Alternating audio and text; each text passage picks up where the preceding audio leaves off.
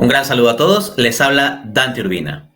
Pues bien, parece que le llegó el turno al calvinismo. Y en ese contexto quiero responder a la doctrina calvinista de elección incondicional, es decir, a la versión calvinista sobre la predestinación.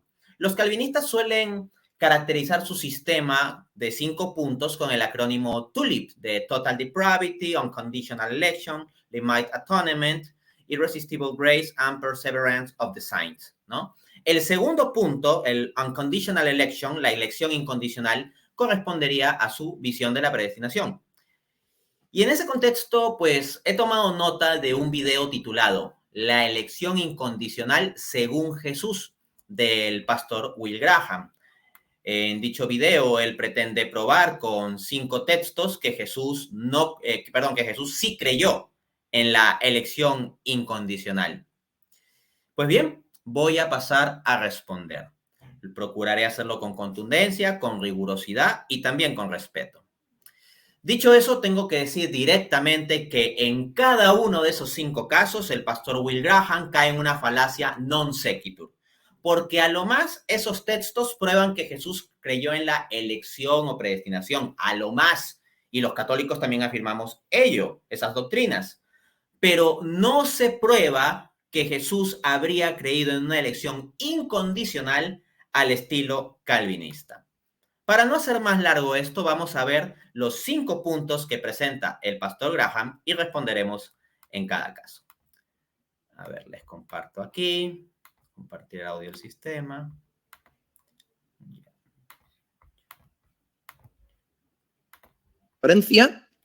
Mateo 11, 25, 26, primer texto de hoy. Ok, estamos diciendo que Cristo cree en la elección incondicional.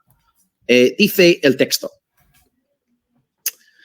En aquel tiempo respondió Jesús y dijo, te alabo, Padre, Señor del cielo y de la tierra, porque escondiste estas cosas de los sabios y de los entendidos y las revelaste a los niños. Sí, Padre, porque sí te agradó. Ok, repito. En aquel tiempo el Señor Jesús respondió diciendo, te alabo, Padre, Señor del cielo y de la tierra, porque escondiste estas cosas de los sabios y de los entendidos y las revelaste a los niños. ¿Y por qué? Sí, Padre, porque sí te agradó. Ok. Como en general, cuando alguien se pone a predicar sobre este texto, se centra invariablemente en la revelación. Esto es que Dios ha querido revelar su luz, su verdad, su palabra a las personas. Y es cierto, no negamos que sea así. Dios es el Dios de la revelación. A Dios le encanta comunicar su verdad a los hijos de los hombres. Pero nuestro texto, si solamente extraemos de este versículo la verdad de que Dios revela su verdad a los hombres, pues nos quedamos con el 50% del versículo explicado. Porque hay otro 50% que yo no oigo en las predicaciones sobre este texto. Porque antes de Jesús hablarnos sobre la revelación que Dios da a ciertas personas, empieza diciendo que Dios esconde esta luz, esta verdad, esta palabra de otras personas. De nuevo, leo el versículo. Está hablando Jesús, no yo. Esta clase no es qué piensa el pastor Will. Esta clase está centrándose en los dichos del Salvador. Dice, yo te alabo, Padre, el Señor del cielo y de la tierra. ¿Y por qué te alabo? Porque tú escondiste estas cosas, estas perlas, estos tesoros, esta luz. Tú escondiste estas cosas de los sabios y de los entendidos y las has revelado a los niños.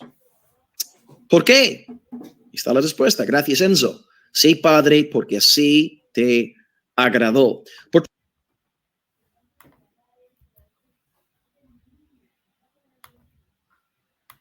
Bueno, ahí lo tenemos. Entonces, ese es el primer texto al que apela para querer probar que Jesús creyó en una visión calvinista de la elección incondicional. Mateo 11, del 25 al 26. Básicamente vemos que el pastor Graham En el versículo 25 pone énfasis en la parte de que Dios eligió ocultar, ¿no? Ocultar ciertas cosas. Y luego pone énfasis en el versículo 26 en que, ¿por qué fue? Porque así le agradó. Entonces, bajo la mentalidad calvinista es Dios incondicionalmente eligió ocultar las cosas para un grupo, pues a los que no eligió incondicionalmente porque así le dio la gana, porque así le agradó. Punto. Esa es la soberanía del Dios calvinista que oculta incondicionalmente las cosas como le da la gana. Básicamente, ese es el tipo de interpretación que se nos quieren vender. Pero hay un pequeñito problema, que ese mismo texto más bien refuta la visión calvinista de elección incondicional, porque si lo leemos con cuidado, más bien establece una elección condicional. Miren, el texto que leyó el pastor Will Graham establece que le agradó a Dios poner la condición de que su revelación sea entendida por los humildes, es decir, por los niños o los pequeños, y no sea entendida por los soberbios.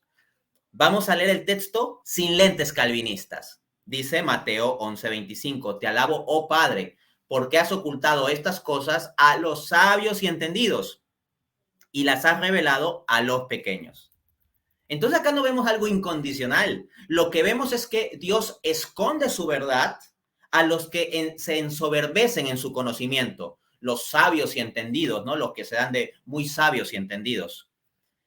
Y esto no es de modo incondicional, sino condicionado a la resistencia de ellos, porque ellos con su soberbia están resistiendo a su gracia. Y se los puedo probar bíblicamente. Primera de Pedro 5:5. Revístanse de humildad, porque Dios resiste a los soberbios y da gracia a los humildes.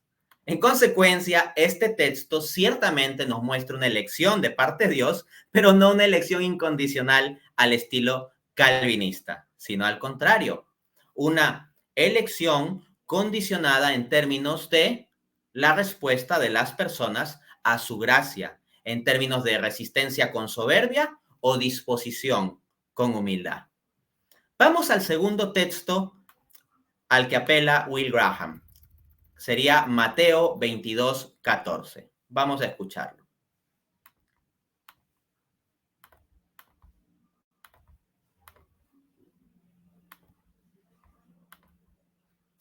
Thank you, Gabriela. Mateo 22:14. Y si alguien me pone el versículo completo ahí, lo pondré también en la pantalla. Mientras tanto, yo lo voy leyendo.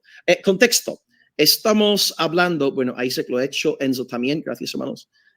Bueno, muchos son llamados, pocos escogidos. Muchos son llamados, pocos escogidos. Este versículo acontece en el marco de la parábola de las fiestas de bodas.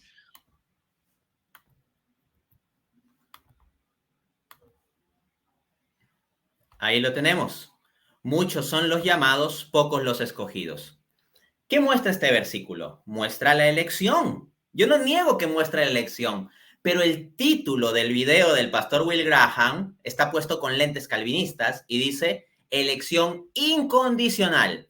La pregunta es, ¿este texto muestra una elección incondicional al estilo calvinista? No. Cuando examinamos ese texto con cuidado en su contexto, lo que descubrimos es que más bien refuta que se trate de una elección incondicional, porque cuando se ve en contexto, se encuentra que la frase esta de muchos son los llamados y pocos los escogidos, se dice luego de ver cómo las personas responden a la oferta, a la invitación, a la gracia, de modo que la elección sería condicional a no resistir a la gracia. Vamos a ver con más detalle en cámara lenta cómo este texto mata el calvinismo. En el contexto de la parábola de las bodas, tenemos que hay un primer llamado que se realiza a los convidados a las bodas, Mateo 22:2, que representan los judíos, los cuales, pese a que se insiste en volver a llamarlos, como pueden comprobar en Mateo 22:4, rechazan. Esto me hace acordar el prólogo del Evangelio según San Juan, ¿no? Juan 1:11, a los suyos vino, es decir, a los judíos, y los suyos no le recibieron. Entonces, ese es el primer llamado. Luego hay un segundo llamado que se amplía a todos lo cual representa la inclusión de los gentiles, dada la condición del rechazo de los judíos. Pero incluso allí no se trata de algo incondicional, sino que se ve que hay quienes, habiendo entrado a la boda, rechazaron el corresponder a tal gracia, a tal invitación, a tal oferta, aunque recibieron el llamado e incluso eventualmente entraron a la boda. Se los demuestro. Mateo 22, del 12 al 13. Esto es clave porque son los dos versículos inmediatamente anteriores al citado por Graham. Dice: amigo, ¿cómo entraste aquí sin tener vestido de boda? Átenlo de pies y manos y échenlo a las tinieblas exteriores. Acá tenemos el caso entonces de una persona que ha sido llamada, en el segundo llamado, ha sido invitado a la boda, ha ido a la boda, pero no ha ido correctamente vestido, no ha correspondido a ese llamado, a esa invitación, a esa oferta, a esa gracia. Y finalmente es echado. Y luego de tener en cuenta no solo el llamado, sino también casos como estos de personas que no corresponden a esa gracia, recién allí es que Jesús dice la citada frase: muchos son los llamados y pocos los escogidos. En consecuencia, esa frase en contexto tiene en cuenta la respuesta de las personas a la gracia de Dios, lo cual es el modelo católico de predestinación, como pueden ver en el numeral 600 del Catecismo de la Iglesia Católica. Y noten que el que fue echado fuera aquí recibió exactamente el mismo llamado que los que finalmente entraron a la boda. De este modo, en la determinación de quiénes serán escogidos para salvación final, Dios tiene en cuenta el rechazo o no rechazo de cada uno a su gracia. Sobre este pasaje dice el autor protestante George Bryson en su libro The Dark Side of Calvinism, The Calvinist Caste System, Calvary Chapter Publishing, Santa Ana, 2004, página 113. Cito: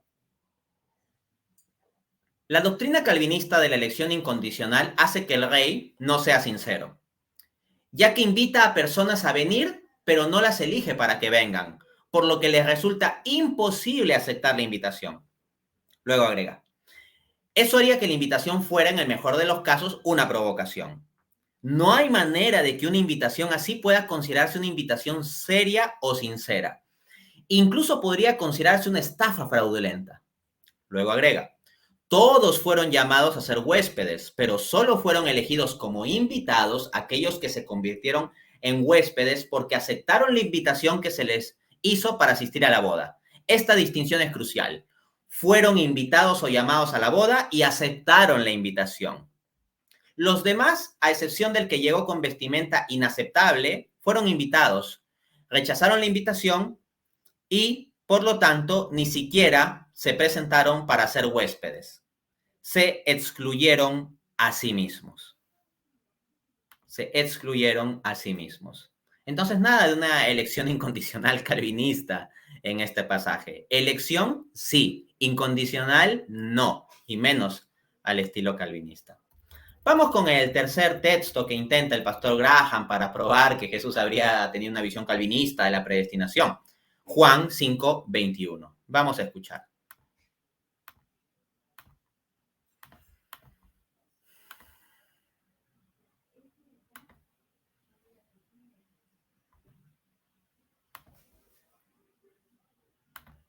Dice: porque como el Padre levanta a los muertos y les da vida, así también el Hijo a los que quiere da vida. Wow. Entonces vemos aquí que Jesús se está comparando con el Padre, diciendo que Él hace exactamente lo mismo que el Padre, indicando que Él es Dios, porque ¿quién puede hacer las obras de Dios sino Dios? ¿Verdad? Y eso es aquí en la segunda parte del versículo. Está diciendo que Él, como el Padre, es capaz de dar vida y Él da vida a los que quiere. Esto indica también que Dios el Padre da vida a los que quiere.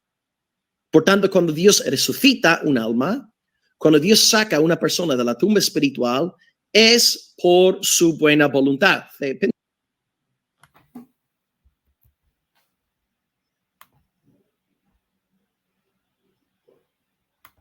Bueno, ya sabemos cómo los calvinistas leen la Biblia, con lentes calvinistas que los llevan a imponer su interpretación sobre los textos, su interpretación calvinista.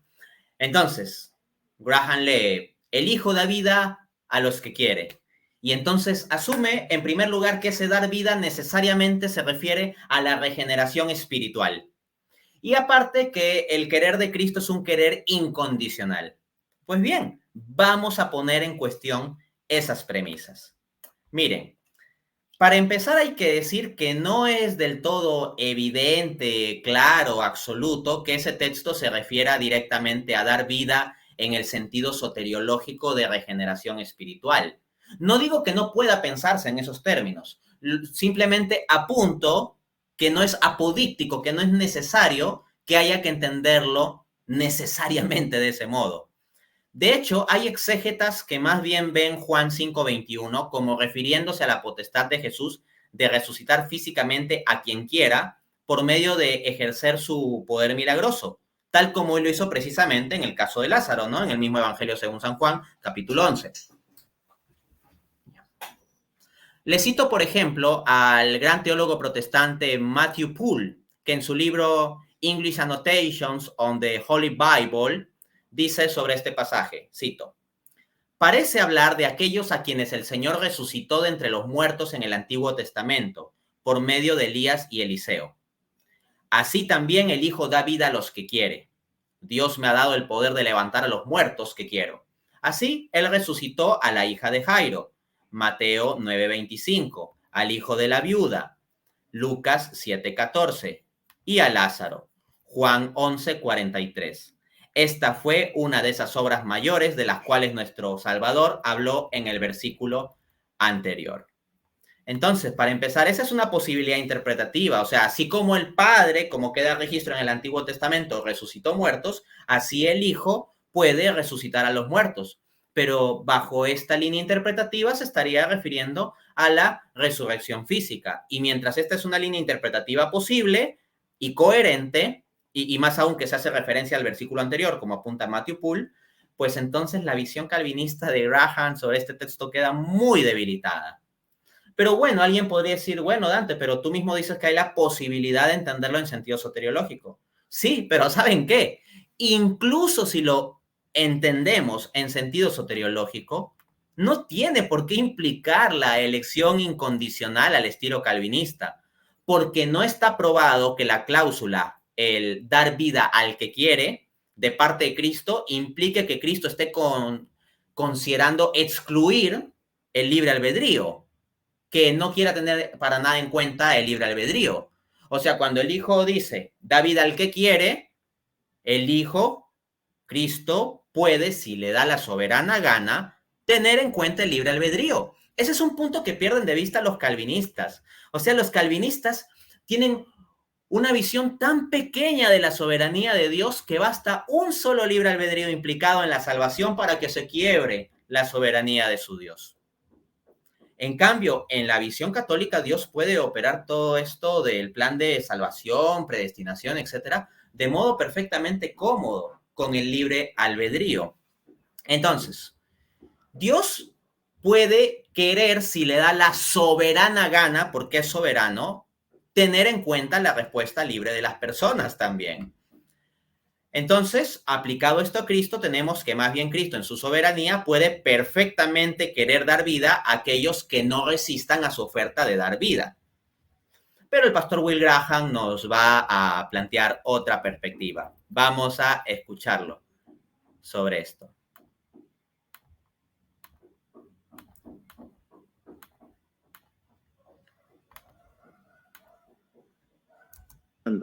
Porque algunos reciben vida eterna y otros no la reciben. En última instancia, es la elección incondicional de Dios. Dios tiene un pueblo. Noten la visión de Graham. O sea que el querer de Dios necesariamente tiene que ser un querer incondicional. Si unos reciben vida y se salvan, y otros no reciben vida y se pierden eternamente, a condenación eterna, a quemarse eternamente, a estar eternamente sufriendo separados de Dios, por una elección incondicional, ¿no? Porque a Dios le dio la gana elegir a estos para arriba y a los otros que se queden abajo. Al final de cuentas, esa es la visión de Graham. Pero yo no veo que eso se pruebe Y no es que yo simplemente esté solo en discrepar de Graham. Jesucristo mismo discrepa de Graham. Ciertamente la oferta de vida eterna es por pura gracia, eso no lo niego, pero bajo un contexto calvinista de elección incondicional, independiente de cualquier libre albedrío, eso ya es otra cosa, eso ya es leer la Biblia con lentes calvinistas, porque ya esos supuestos no fluyen del propio texto bíblico. Más bien lo que la Biblia enseña es que el libre albedrío está activa y explicativamente implicado tanto en el recibir como el no recibir vida eterna. Vean, por ejemplo, Apocalipsis 22:17.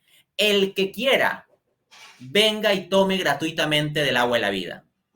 O palabras del mismísimo Jesús en el mismo capítulo 5 que está citando Graham, Juan 5:40. Ustedes no quieren venir a mí para que tengan vida. Nótense que Jesús no dice, yo soy el que no quiero que ustedes vengan a mí. No, Jesús no dice yo soy el que no quiero que ustedes vengan a mí. No, Jesús dice, ustedes son los que no quieren venir a mí para que tengan vida. Entonces, lo que tenemos aquí, por lo tanto, es que el querer o el no querer del hombre está siendo asociado en las propias escrituras a recibir o no recibir esa vida de la que estaría hablando Cristo en Juan 5:21, incluso si lo entendemos en un sentido soteriológico. Vamos al cuarto texto al que apela Graham, Juan 6:65. Vamos a escucharlo.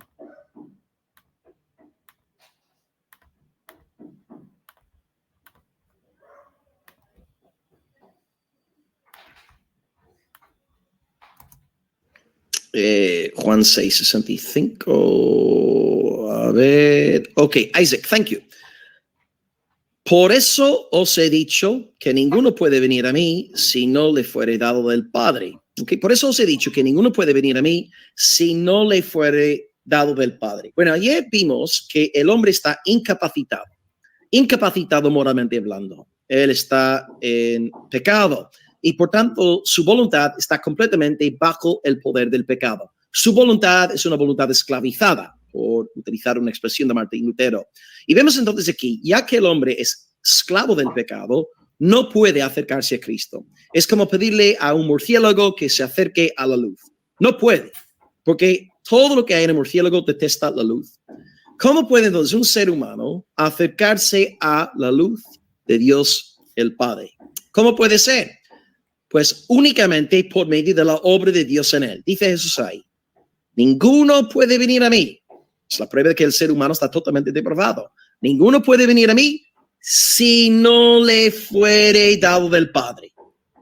Entonces, una vez más, ¿a quién atribuye Cristo la salvación?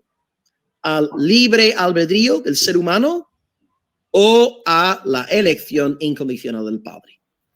No. De nuevo, tenemos a Will Graham leyendo la Biblia con lentes calvinistas e insertando que se trata de la elección incondicional. Pues bien, aparte de una falacia non sequitur, porque no llega a probar la visión incondicional calvinista, simplemente muestra la elección, pero no que sea incondicional, comete también una falacia de hombre de paja. Los que rechazamos la posición calvinista no decimos, al menos los católicos, no decimos que el hombre se salva por su libre albedrío, ¿no? Como si esta fuese la causa fundamental, sino que el hombre se salva con su libre albedrío. De forma análoga a como alguien tirado en un pozo no se salva por su libertad, pero puede libremente aceptar ser salvado por alguien que le tira una soga. Entonces, noten esto. Si a alguien le tiran una soga, alguien está en un pozo, se salva con su sola libertad, con el solo hecho de querer salir del pozo, de querer ser salvado. Por ese solo hecho no se salva. Ahora bien, si a alguien le tira una soga y la persona pues es sacada del pozo, libremente acepta esa ayuda, decimos que se salva por su libre albedrío, que su libre albedrío le salvó. No, lo que decimos es que qué bueno, a Dios gracias que alguien le tiró una soga y agradecemos no al libre albedrío, sino agradecemos a la persona que le tiró la soga. Pero eso no implica la negación del libre albedrío. Entonces, el libre albedrío interviene, por supuesto, como causa segunda, pero la causa primera que habilita y sustenta el 100% del proceso en lo que se refiere a salvación es Dios. En consecuencia, el apuntar que el hombre está en estado de pecado, que requiere la gracia de Dios para salvación, etcétera, etcétera, no le hace ni cosquillas a la postura católica. Pero es que Graham no tenía simplemente que probar que el hombre necesita la gracia, porque eso lo creemos los católicos también y lo creen los arminianos. Ese no es el punto. Lo que Graham tenía que probar era una elección incondicional. Entonces, como les digo, ese texto simplemente muestra la necesidad de la gracia, de ser atraídos para la salvación, pero no muestra que esa atracción sea irresistible o dada única y exclusivamente a un grupito de incondicionalmente elegidos. De hecho, en el mismo capítulo, ¿no? En Juan 6:44, dice, nadie puede venir a mí si no lo atrae el Padre que me envió. La palabra griega que allí se utiliza para atraer es elko. Y en el mismo Evangelio de Juan, en Juan 12:32, dice, cuando fuere levantado, atraeré a todos hacia mí. Entonces, no es una atracción solo para un grupito de incondicionalmente elegidos, es una atracción general que se da. Y como no todos se salvan, se sigue que no es una atracción irresistible o incondicionalmente impuesta, ¿no? Por ejemplo, siguiendo con la analogía de personas caídas en un pozo, que entiéndase que es una analogía, como toda analogía siempre va a tener limitaciones, pero nos permite ilustrar algo de la idea. Uno puede decir a los caídos en un pozo, nadie puede llegar aquí arriba conmigo si no le fuere dada esta soga para que suba. Se puede decir eso de forma similar al pasaje que citó Graham. Pero de ahí no se infiere, uno, que esa soga no esté disponible para todos. Y dos, que no pueda darse que algunos rechacen la ayuda de esa soga. Por ejemplo, alguno puede decir, no, Dante, yo te odio, tú me caes mal y no voy a aceptar tu ayuda, prefiero quedarme en este pozo que agarrar esa soga que tú me estás dando porque no quiero tu ayuda. Es posible que pase eso. Excluir estas dos posibilidades sería una falacia non sequitur y esa es la falacia non sequitur que comete Graham. Vamos con el último texto. Él apela a Juan 17, versículos 2, 6, 9, 11 y 24. Vamos a escucharlo.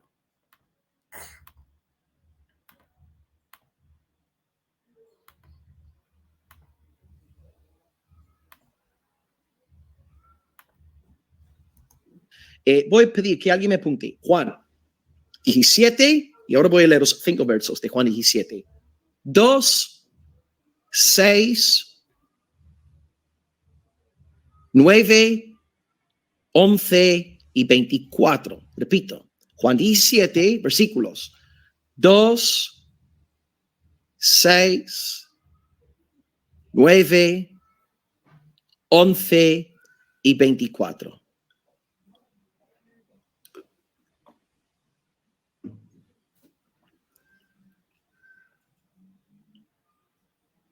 Ok, Isaac, let's see. 2, 6, 9, 11, 25. Muy bien, Isaac, te vamos a tener que dar un premio. Pues voy a leer rápidamente estos versículos y vais a ver algo en común, que estos versículos tienen un denominador común y es la expresión los que me diste o los que me has dado. Okay, algunas expresiones salen en el pasado simple, otros en el presente perfecto. Ok, el versículo 2, la oración sacerdotal de Jesús. Juan 17, 2. Le has dado potestad, es decir, Dios el Padre ha dado potestad al Hijo, a Dios el Hijo, para que dé vida eterna a todos los que le diste. Ok, quedaos con esta parte. Todos los que le diste. El Padre da un pueblo al Hijo. Versículo 2. Versículo 6. He manifestado tu nombre a los hombres que del mundo me diste. Tuyos eran y me los diste y han guardado tu palabra. 2 veces dice Jesús que hay hombres que le fueron dados por Dios el Padre. Okay, versículo 2, versículo 6. Ahora, versículo 9, más de lo mismo. Yo no ruego por ellos, no ruego por el mundo. Yo ruego por los que tú me diste, porque tuyos son. Jesús dice claramente, no está orando por todos los seres humanos. No ora por todos los miembros de la raza de Adán. Él ora por aquellos que le fueron dados por el Padre.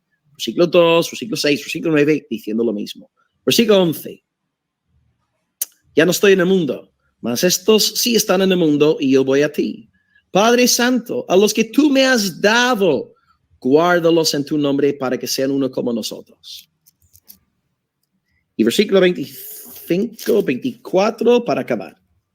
Padre, aquellos que tú me has dado, yo quiero que donde yo estoy, ellos también estén. Así verá mi gloria, la gloria que tú me has dado, porque tú me has amado antes de la fundación del mundo. Así que Jesús está orando una vez más por aquellos que le fueron dados por el Padre. Por tanto, Juan 17:2, los que me diste. 6, los que me diste. Lo dice ahí 2 veces. 9, los que me diste. 11, los que me diste. 24, los que me diste. Jesucristo repetidamente se refiere a aquellos que le fueron dados por la voluntad de Dios al Padre. Elección incondicional. Bien, una vez más tenemos una muestra de leer la Biblia con lentes calvinistas. ¿Por qué? Sí, nadie va a negar que hay quienes son dados del Padre al Hijo. Ciertamente, Juan 17 habla múltiples veces de los que le son dados, pero no demuestra que sea incondicional. ¿De dónde saca que son incondicionalmente dados? Eso Graham lo está insertando en el texto con sus lentes calvinistas, pero no se establece en el texto mismo. Comete la falacia de imponer su teología al texto. Pero el propio texto lo refuta en uno de los versículos que omitió, por cuanto indica que Judas era parte de esos mismos que fueron dados a Jesús. Juan 17:12 dice: a los que me diste, yo los guardé, y ninguno de ellos se perdió, excepto el hijo de perdición. Ahí dice palabra griega eim, para excepto. Esta frase sería como equivalente a esta otra en su estructura. Ninguno de nuestros hijos se ensució, excepto el pequeño. Ahora bien, cuando digo excepto el pequeño, ¿significa que no es uno de mis hijos? No, es realmente uno de mis hijos, y de entre esos hijos que Dios me dio, resulta que el pequeño, no sé, se manchó con chocolate, por ejemplo, en una fiesta. Entonces, cuando digo ninguno se ensució, excepto el pequeño, o si me mandan a cuidar a los niños, ¿no? Mi esposa me deja con los niños y le digo los que me diste, ¿no? Los niños que me diste, los niños que me dejaste a cargo, digo, ninguno de ellos se ensució, excepto el pequeño. ¿Significa que el pequeño no me fue dado? No, fue dado y, pues, eventualmente se ensució, ¿no?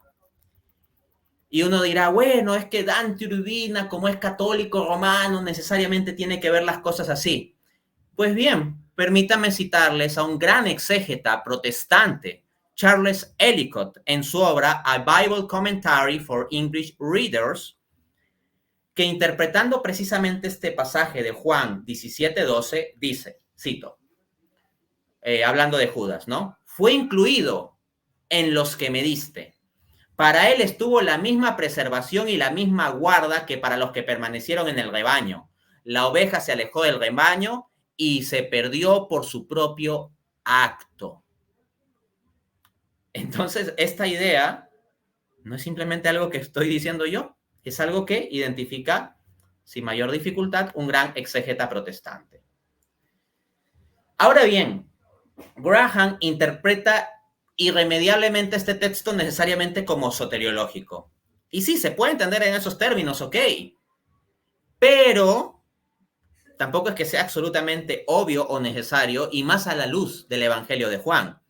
Porque resulta que el propio Evangelio de Juan no interpreta el cumplimiento de ese texto de Juan 17:12 que les acabo de leer y que es uno de los que enfatizó Graham, como algo automáticamente soteriológico de salvación, sino que lo interpreta en términos de la protección visible que Cristo ejerció sobre los apóstoles durante su ministerio público en esta tierra.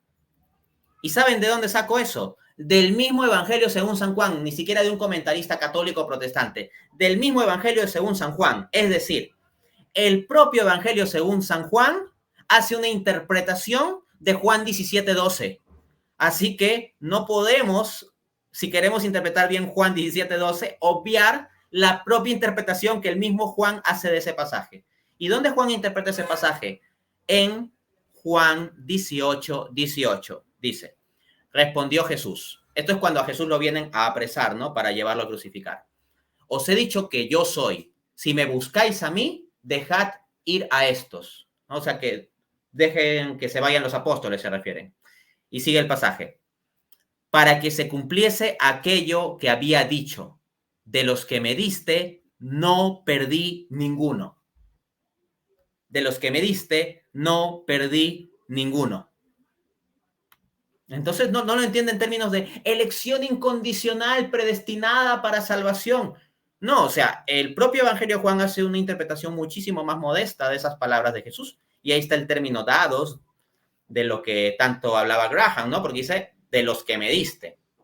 Ahora, en todo caso, incluso si consideramos lo soteriológico, si vinculamos el asunto a salvación, y yo no estoy en contra de esa posibilidad, es una posibilidad también, si vinculamos esto a salvación, si lo vinculamos a la vida eterna, aún así no se sigue que sea una elección incondicional al estilo calvinista, porque estando Judas entre el grupo de los dados, tendríamos que habría recibido la oferta de vida eterna, pero la rechazó.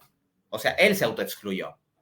Así, por ejemplo, San Juan Crisóstomo, que bien que entendía griego, porque él mismo era de habla griega, padre de la iglesia en los primeros siglos, San Juan Crisóstomo en sus homilías sobre el Evangelio de Juan, en la homilía 81, dice, pero no solo Judas se perdió, sino también muchos luego. Entonces, como Jesús dice, al menos por mi parte, yo no los perderé. ¿Qué quiere decir esto? Que no es responsabilidad de Jesús que se pierdan. No es que Él no los haya guardado, sino por su parte. No se perdieron por su parte, por parte de Jesús. Entonces, si se perdieron por parte, ¿quién fue? No por parte de Jesús, sino por parte de ellos, de los que se pierden. En este caso concreto del pasaje, por parte de Judas. La perdición de Judas no se da por parte de Jesús, sino por parte de Judas. Y por lo tanto, cuando vemos todos los pasajes a los que ha apelado Graham, pero los vemos en contexto y nos quitamos los lentes calvinistas, no fluye la teoría de elección incondicional al estilo calvinista. Muchas gracias.